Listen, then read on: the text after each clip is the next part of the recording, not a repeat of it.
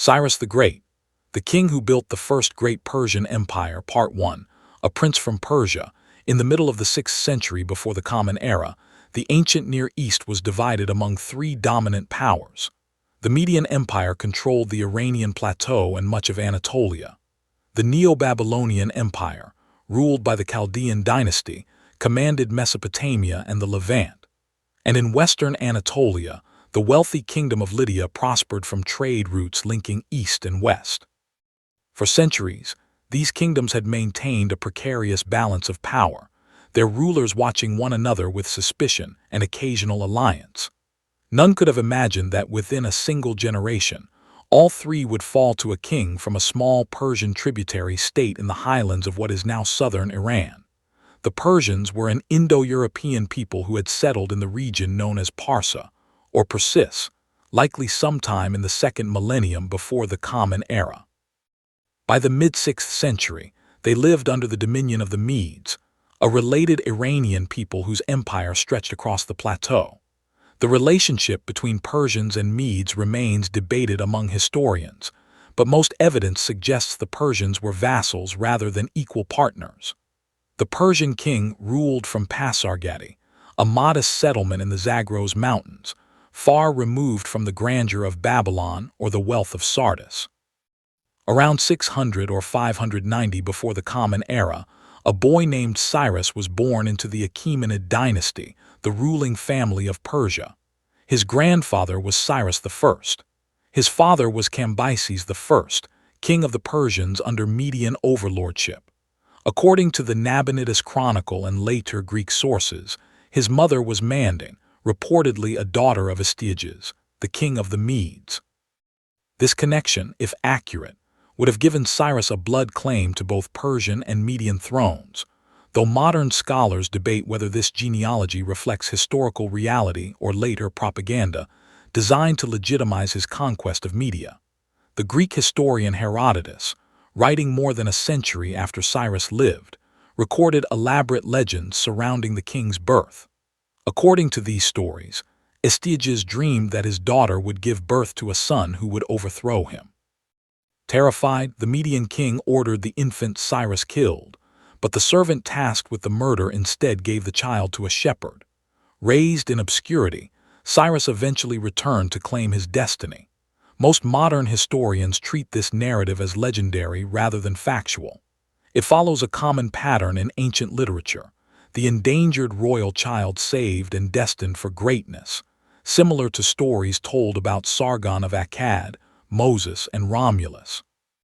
The Cyrus cylinder and contemporary Babylonian sources make no mention of such dramatic circumstances. What remains clear is that, by the 550s before the Common Era, Cyrus had become king of Persia and was preparing to challenge the established order. The precise reasons for Cyrus' revolt against Astyages remain uncertain. The Nabonidus Chronicle states simply that the Median army rebelled and handed Astyages over to Cyrus. Herodotus provides a more detailed but possibly embellished account involving court intrigue and discontent among Median nobles. What can be established is that around 553 or 550 before the Common Era, Cyrus openly defied his overlord. The conflict was brief. Astyages marched against his rebellious vassal, but his own troops mutinied, captured him, and delivered him to Cyrus. Within perhaps 3 years, the Median Empire had ceased to exist. The Persians, formerly subjects, were now masters of the entire Iranian plateau. Cyrus did not destroy the Median people or their culture. Instead, he incorporated them into his emerging empire, keeping many Median nobles in positions of authority and adopting aspects of Median court protocol and administrative practice. This pattern, conquest followed by integration rather than destruction, would characterize his entire career. For the peoples of the ancient Near East, accustomed to empires built on terror and mass deportation, this approach was revolutionary. It was also strategically brilliant. By winning the loyalty of conquered elites and respecting local traditions, Cyrus built an empire that could expand rapidly without collapsing from internal rebellion. Sources used: the Nabonidus Chronicle, British Museum tablet BM 35382, From Cyrus to Alexander by Pierre Bryant. Pages 30-148, Ancient Persia by Joseph Wiesehofer. Pages 40-358, The Persian Empire. A corpus of sources from the Achaemenid period by Amelie Couet. Pages 46-52, The Landmark Herodotus edited by Robert Strassler. Book 1. Sections 107-130. Pages 54-62, Part 2. The Birth of the Persian Empire with Media under his control. Cyrus turned westward. The Kingdom of Lydia, ruled by King Croesus, controlled western Anatolia and was fabulously wealthy, its capital at Sardis a center of trade and culture. According to Herodotus, Croesus was alarmed by the sudden rise of Persian power and consulted the oracle at Delphi about whether he should attack. The oracle's response was famously ambiguous. If Croesus went to war with Persia, he would destroy a great empire. Interpreting this as favorable, Croesus invaded Persian-controlled territory around 547 before the Common Era. The first battles were inconclusive. As winter approached, Croesus withdrew to Sardis, expecting the campaign season to end as was customary in ancient warfare. Cyrus did not follow convention. Instead of retreating to winter quarters, he pursued the Lydian army directly to Sardis. Caught unprepared, Croesus hastily assembled his forces for a final battle outside the capital. The Lydians fielded a formidable cavalry, but Cyrus countered with an unexpected tactic. According to Herodotus, he placed camels at the front of his army. The Lydian horses, unfamiliar with the smell of camels, panicked and refused to charge. Whether or not this detail is accurate, the result is not disputed. The Lydian cavalry broke, and Croesus retreated behind the walls of Sardis. Sardis was considered nearly impregnable, built on a steep acropolis with strong fortifications. Yet within 14 days, Persian forces found a way up the cliffs and captured the city. Croesus was taken prisoner. What happened next reveals much about Cyrus' political philosophy. Rather than executing the defeated king, Cyrus reportedly kept him as an honored advisor. Later sources suggest Croesus served as a counselor on Greek and Anatolian affairs. Modern historians debate whether this account is entirely accurate, but the broader pattern is clear. Cyrus preferred co-opting defeated rulers to killing them, turning potential martyrs into collaborators. The fall of Lydia gave Cyrus control of the Greek cities along the Anatolian coast. These cities, wealthy and fiercely independent, presented a new challenge. Some submitted peacefully. Others resisted and were subdued by Cyrus' generals. The details are fragmentary, but within a few years, Persian authority extended from the Iranian plateau to the Aegean Sea. In less than a decade, Cyrus had transformed a small vassal kingdom into the largest empire the world had yet seen. Cyrus' success cannot be attributed to military genius alone. He was also a skilled administrator who understood that empires are built not only through conquest but through governance.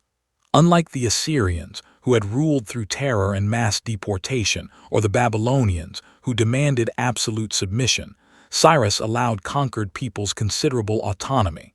Local rulers who submitted were often left in place. Religious practices were respected. Taxes were collected, but they were predictable and not ruinous. This approach was not born of sentimentality. It was strategic. By making Persian rule tolerable, even preferable to constant warfare, Cyrus reduced the cost of maintaining control and freed his armies for further expansion. The administrative structures Cyrus developed during these years would shape the Persian Empire for 2 centuries.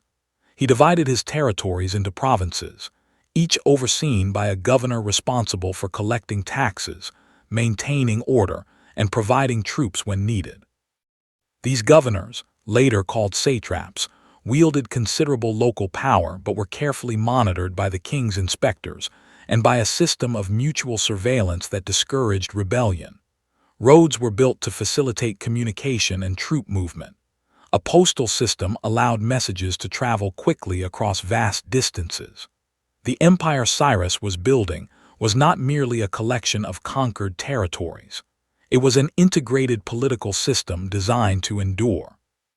Sources used: From Cyrus to Alexander by Pierre Bryant, pages 49-73. The Persian Empire by Lindsay Allen, pages 32-58. The Landmark Herodotus, edited by Robert Strassler, Book 1, sections 46-92, pages 34-53. Ancient Persia by Joseph Weissehofer, pages 59-78. The Oxford History of the Ancient Near East, Volume IV, edited by Corinne Radner, Nadine Moeller, and D.T. Potts, pages 126-149. Part 3, Conqueror of Babylon. By 540 before the Common Era, only one great power remained independent in the Near East, the Neo-Babylonian Empire.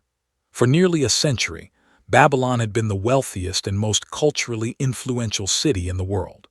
Its hanging gardens were considered one of the wonders of the ancient world. Its ziggurats towered over vast temples dedicated to Marduk and other gods. Its walls were so thick that chariots could race along the top. Yet by the time Cyrus turned his attention southward, Babylon was weakened by internal divisions. The Babylonian king, Nabonidus, was a religious reformer who devoted much of his energy to promoting the cult of the moon god Sin while neglecting Marduk, the traditional patron deity of Babylon. He spent years away from the capital in the Arabian oasis of Tama, leaving his son Belshazzar to govern in his absence. This behavior alienated the powerful priesthood of Marduk and caused resentment among Babylonian elites who saw the king as neglecting his sacred duties. The Nabonidus Chronicle, a contemporary Babylonian text, records growing discontent and portrays Nabonidus as impious and erratic. Cyrus moved against Babylon in 539 before the Common Era. According to the Nabonidus Chronicle, the Persian army, commanded by a general named Ugbaru, defeated Babylonian forces at Opis on the Tigris River. The city fell quickly. Nabonidus fled, and within days, Persian troops entered Babylon itself. What happened next astonished contemporaries. There was no massacre, no looting, no destruction. The Nabonidus Chronicle records that the people of Babylon welcomed Cyrus as a liberator. He entered the city peacefully, proclaimed himself king of Babylon, and immediately performed the traditional Babylonian New Year rituals honoring Marduk. The Cyrus cylinder, a clay cylinder inscribed in Akkadian cuneiform, provides Cyrus' official account of the conquest. Discovered in Babylon in 1879 and now housed in the British Museum, the cylinder presents Cyrus as chosen by Marduk himself to restore order and piety. It describes how the people of Babylon rejoiced at his arrival and how he returned displaced peoples to their homelands and restored their sanctuaries.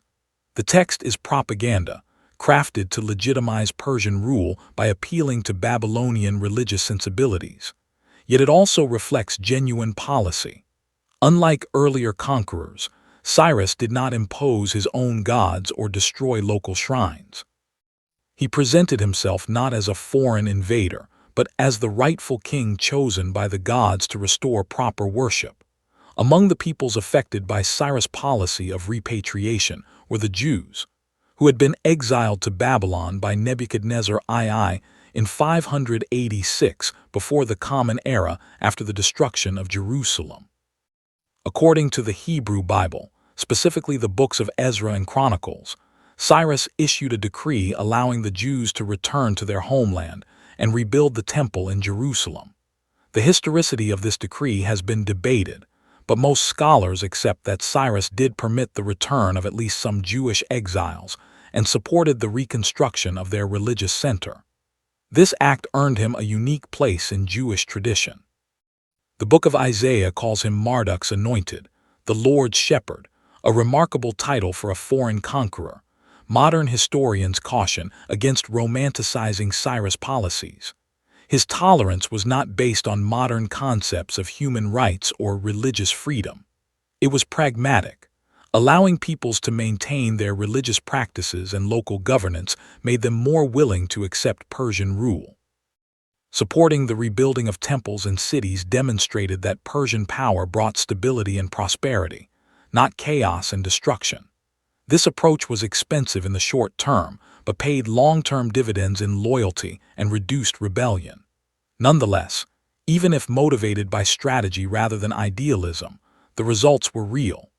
Cyrus built an empire in which diverse peoples could coexist under a single political authority while retaining much of their cultural and religious identity. Sources used: the Nabonidus Chronicle, British Museum Tablet BM 35382, the Cyrus Cylinder, British Museum Object 90920 From Cyrus to Alexander by Pierre Bryant, pages 74-103, The Persian Empire. A corpus of sources from the Achaemenid period by Amelie Couet, pages 70-89 Ancient Persia by Joseph Wiesehofer, pages 79-96 The Oxford History of the Ancient Near East, Volume IV, edited by Karen Radner, Nadine Moeller, and D.T. Potts, pages 150-174 Part 4. Building the greatest empire of its age with Babylon under his control, Cyrus ruled an empire stretching from the Aegean Sea to Central Asia. Managing such vast and diverse territories required more than military strength. It demanded administrative innovation, economic integration, and political flexibility. The system Cyrus developed became the foundation for one of history's most enduring empires. Cyrus divided his empire into provinces, each governed by officials responsible to the king. These governors administered justice, collected taxes, and maintained order, but they did not possess absolute authority. Royal inspectors traveled throughout the empire, monitoring provincial administration and reporting directly to the king. This system of oversight discouraged corruption and rebellion while allowing local governance to adapt to regional conditions. The empire was centralized enough to act decisively, but decentralized enough to accommodate local differences. One of Cyrus' most important innovations was his treatment of local religions and customs. Unlike the Assyrians, who destroyed temples and deported entire populations, or the Babylonians, who demanded submission to their gods, Cyrus generally allowed conquered peoples to worship as they chose. He presented himself not as a foreign conqueror but as a legitimate king chosen by local deities. In Babylon, he honored Marduk. In Persia, he may have honored Ahura Mazda, though the evidence for Cyrus' personal religious beliefs is limited. In conquered Greek cities, he respected local cults. This flexibility was not religious indifference. It was strategic. By supporting local religious institutions, Cyrus turned potentially rebellious priests into allies who prayed for his success and taught their followers to obey him. Economic integration was equally important. Cyrus invested heavily in infrastructure, building and maintaining roads that connected distant parts of the empire. These roads facilitated trade, allowing goods to move from India to the Mediterranean. They also allowed armies and messengers to travel quickly, enabling the king to respond rapidly to threats. A royal postal system, later expanded by Darius the Great, allowed messages to travel across the empire in days rather than weeks. Herodotus marveled at this system, writing that nothing stopped these couriers, neither snow nor rain nor heat nor darkness. Cyrus' military organization reflected the same combination of central authority and local flexibility. The core of his army consisted of Persian and Median troops loyal to the king. These were supplemented by contingents from conquered peoples, each fighting in their traditional manner. Greek hoplites, Anatolian cavalry, Babylonian chariots, and Iranian archers all served in the Persian army. This diversity made the army adaptable and formidable, capable of fighting effectively in mountains, plains, and cities. It also bound conquered peoples to the empire, giving them a stake in its success. The administrative and military systems Cyrus established were not entirely original. He borrowed extensively from earlier empires, particularly the Medes and Babylonians. What made his system effective was its combination of centralized authority and local autonomy, its respect for cultural diversity, and its emphasis on integration rather than domination. These principles allowed the Achaemenid Empire to grow larger and last longer than any previous Near Eastern empire. When Cyrus' successors, particularly Darius the Great, further refined these systems, They created an administrative model that influenced later empires from Alexander the Great's Hellenistic kingdoms to the Roman Empire. Sources used: From Cyrus to Alexander by Pierre Bryant, pages 104–142, The Persian Empire by Lindsay Allen, pages 59–94, Ancient Persia by Joseph Wieseherfer, pages 97–118, The Persian Empire.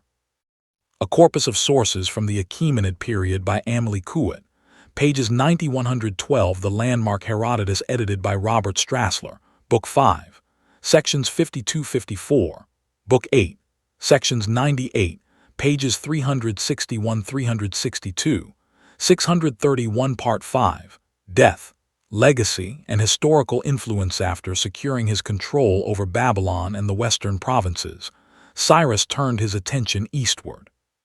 The northern and eastern frontiers of his empire faced constant pressure from nomadic peoples who threatened trade routes and raided settled territories. Around 530 before the Common Era, Cyrus led a campaign into Central Asia, beyond the Oxus River, into the lands controlled by the Pasargadae, a nomadic confederation. The circumstances of Cyrus' death are disputed. Herodotus provides the most detailed account, though it is almost certainly embellished. According to Herodotus, Cyrus fought against Thomyris, queen of the Pasargadae. After an initial Persian victory achieved through treachery, Thomyris rallied her forces and defeated the Persians in a devastating battle. Cyrus was killed, and Thomyris, seeking vengeance for her son's death, allegedly ordered Cyrus' head placed in a skin filled with blood, declaring that she would give him his fill of blood. Other sources provide different accounts. Ctesias, a Greek physician at the Persian court who wrote a century after Herodotus, claimed Cyrus died fighting a people called the Derbaces. The details vary, but all ancient sources agree on the essential facts. Cyrus died in battle on his eastern frontier around 530 before the Common Era, and his body was brought back to Persia for burial. Cyrus was interred at Pasargadae, the city he had founded in the heart of Persia. His tomb, a simple stone structure set on a step platform, still stands today. Unlike the grandiose monuments of Egyptian pharaohs or Mesopotamian kings, Cyrus' tomb is austere and dignified. Ancient sources report that it bore an inscription, now lost, that read, "O man, whoever you are and wherever you come from, for I know you will come, I am Cyrus who won the Persians their empire. Do not therefore begrudge me this bit of earth that covers my bones." Whether these were the actual words is uncertain, but they reflect how later generations remembered him, as a king who built an empire and asked only for a modest grave.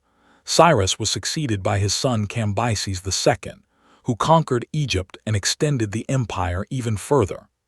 When Cambyses died under mysterious circumstances, a distant relative named Darius seized the throne. Darius the Great, one of history's most capable administrators, built on Cyrus' foundations, creating a more elaborate bureaucracy, codifying laws, expanding the road network, and establishing a standardized currency. Darius repeatedly invoked Cyrus as the founder of the empire, the king whose achievements legitimized his own rule. The Behistun inscription, Darius' monumental trilingual account of his rise to power, begins by tracing his lineage back to Achaemenid, the ancestor Cyrus also claimed. Cyrus' reputation extended beyond Persia. Among the Greeks, he was remembered with unusual respect for a foreign conqueror. Herodotus called him a father to his people, contrasting him with later Persian kings who ruled more harshly. Xenophon, writing in the 4th century before the Common Era, composed the Cyropaedia, a fictionalized biography that presented Cyrus as an ideal ruler whose wisdom and virtue justified his power. Though not historically reliable, the Cyropaedia influenced Greek and later Roman political thought, shaping ideas about leadership and governance for centuries. In Jewish tradition, Cyrus holds a unique and honored place. The Hebrew Bible portrays him as an instrument of divine will, chosen by God to end the Babylonian exile and allow the Jews to return home. This portrayal, preserved in the books of Ezra, Chronicles, and Isaiah, ensured that Cyrus would be remembered not only as a conqueror, but as a liberator. Later Jewish and Christian writers continued to invoke his name as an example of a righteous pagan ruler who respected God's people. Cyrus' influence extended even further through the administrative and political structures he created. The Achaemenid model of governing a diverse empire through local autonomy under central oversight influenced Alexander the Great, who conquered the Persian Empire but retained many of its administrative practices. The Hellenistic kingdoms that followed, and eventually the Roman Empire, borrowed elements of Persian governance. Even after the Achaemenid dynasty fell, the idea of a universal empire that tolerated cultural and religious diversity while maintaining political unity remained influential. Modern historians debate how to assess Cyrus. Some emphasize his military brilliance and administrative innovation, portraying him as a visionary state builder. Others caution against romanticizing his policies, noting that his tolerance was pragmatic rather than idealistic, motivated by the need to control a vast and diverse empire rather than by any belief in equality or human rights. Most scholars agree, however, that Cyrus was exceptionally skillful at balancing coercion and persuasion, at projecting power while minimizing resistance. He understood that empires built solely on fear are fragile, while those that offer stability, prosperity, and respect for local traditions can endure. Cyrus the Great founded the Achaemenid Persian Empire, the largest and most diverse empire the world had yet seen. He conquered 3 great kingdoms in less than 20 years. He created administrative systems that allowed his successors to govern territories stretching from the Indus Valley to the borders of Greece. He established policies of religious and cultural tolerance that, while motivated by strategic calculation, nonetheless allowed diverse peoples to coexist under a single political authority. His reputation, preserved in Persian inscriptions, Greek histories, and Hebrew scriptures, endured for centuries and influenced leaders from Alexander to the Roman emperors and beyond. Nearly 2,500 years after his death, Cyrus remains one of history's most influential rulers, a conqueror who understood that empires are built not only through force, but through vision, flexibility, and respect for the peoples they govern.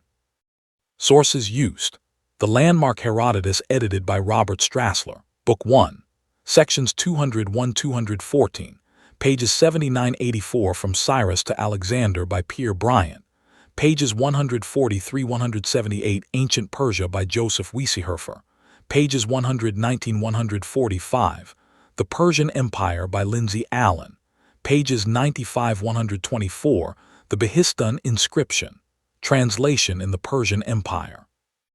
A corpus of sources from the Achaemenid period by Amelie Couet, pages 141-157 Cyropedia by Xenophon, Introduction by Robert Strassler in the landmark Xenophon Cyropedia, pages Roman 27 The Oxford History of the Ancient Near East, Volume IV, edited by Corinne Radner, Nadine Moeller, and D. T. Potts, pages 175-203.